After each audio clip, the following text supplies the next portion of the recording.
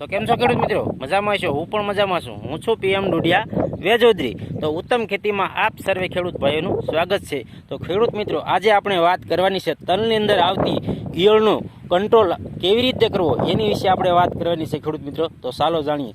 તો ખેડૂત મિત્રો, તલની અંદર આવતી ઈયળોથી કંટાળી ગયા હોય, દવાઓ જુદી જુદી નાખીને તમે કંટાળી ગયા હોય, ખોટા ખર્ચા થયા હોય, તો એનો આપણે શું ઉપાય કરવો?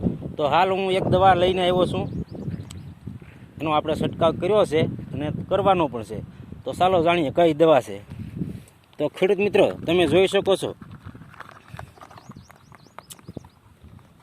આ છે કોરાજન, એફએમસીનું કોરાજન. જોઈ શકો છો તમે, આ રીતનું ઉપર બોટલની ઉપર ઢક્કણ છે. ઢક્કણમાં પણ એફએમસીનું કોરાજન લખેલું છે ને અહીંયા પણ એફએમસી લખેલું છે, બરાબર.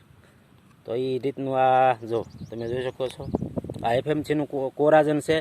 પહેલાં ડ્યુપોટનું આવતું, હવે એફએમસીનું આવે છે, બરાબર. એક પંપની અંદર ખેડૂત મિત્રો 6 થી 7 ml ને વધીને 8 ml નાખો તો સારામાં સારું તમને રિઝલ્ટ મળી શકે. એટલે મેં તો 6 ml જ નાખ્યું, છતાં પણ રિઝલ્ટ તમે જોઈ શકો છો. આ તલના પાન છે એ જુઓ, હાવ સીધા છે, ને જ્યાં નથી નાખ્યું એના પાન છે એ આમ હાંકડા છે, ને જેમાં દવા નાખી છે કોરાજન એના પાન આમ સીધા છે. એટલે ખેડૂત મિત્રો, ખર્ચો તમે ઓછા ખર્ચે પણ સારું રિઝલ્ટ આવી શકે છે.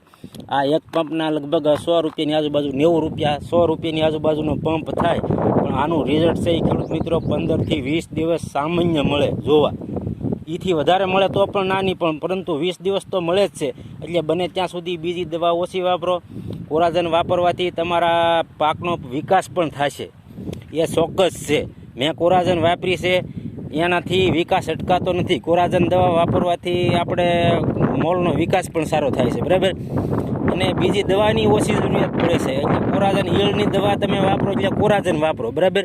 તો તમને સારામાં સારું રિઝલ્ટ મળે છે. તો આમાં મેં કોરાજન વાપરી છે, વીઘે 4 પંપ નાખ્યા છે અને હજી 4 પંપ નાખવાના છે. એટલે તમે જોઈ શકો છો, આવું કોરાજનનું રિઝલ્ટ છે.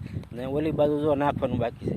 તો ખેડૂત મિત્રો, મારો વિડીયો કેવો લાગ્યો? જો તમને દવાની માહિતી સારી લાગી હોય અને આમાં તમને જો કોઈ ફાયદો થતો હોય તો મારા વિડીયોને લાઇક કરજો અને ચેનલને સબસ્ક્રાઈબ કરજો. મારી ચેનલ છે ઉત્તમ ખેતી, અને આપણે ખેડૂતોને હું સાચું માર્ગદર્શન આપવું એ જ આપણો ધ્યેય છે, બરાબર. આપણે કોઈ કંપની કે એફએમસીની કોઈ આપણે ઓલું નથી કરતા, જાહેરાત નથી કરતા, પણ આપણે એક તો ખેડૂતોનો ફાયદો થાય, ખેડૂતોના પૈસા બચે, ખેડૂત કેમ સુખી થાય એની વિશે આપણે વાત કરવાની છે, બરાબર. તો જેથી કરીને ખેડૂતો પૈસા વારંવાર ખર્ચીને ભાઈ બેકાર બનતા જાય, બરાબર, ને લેણું વધતું જાય. પછી છેલ્લે છે ને પાક આવે ત્યારે દવાના પૈસા દેવાની પણ ફેર રહેતી નથી. એટલે બને ત્યાં સુધી સારી કંપનીની દવા વાપરો. ઈયળ માટે કોરાજન છે એવી દવા વાપરો. પછી બાયર કંપનીનું વાયોગસ છે એવી દવા વાપરો, જેનું રિઝલ્ટ તમને 15 દિવસ 20 દિવસ 25 દિવસ મળે એવી દવાઓ જ આપણે વાપરવાનો આગ્રહ રાખવાનો. એગ્રાવાળા ગમે એ 5-7 જાતની દવા આપીને આપણને 5-7 હજારનું બિલ કરી દે, ને પછી ભાઈ હું તલ પાકે ને ત્યારે એક તો હું ભાવે 1800 રૂપિયા થઈ જાય ને પછી દેવાતા નથી. એટલે ધ્યાન રાખો, ખેડૂતોનો ફાયદો થાય એવું આપણે કંઈક વિચારવાનું છે, બરાબર. જેથી કરીને આપણે ખેત ઉત્પાદનમાં જે આપણે પૈસા લગાડતા હોય એ કેમ ઓછા લાગે ને આપણને ફાયદો ખેડૂતોને કેવી રીતે મળે અને રિઝલ્ટ પણ સારું મળે એ આપણે જોવાનું છે. તો જય જવાન, જય કિસાન, પીએમ ડોડિયા વેજોદરી. બાય મિત્રો.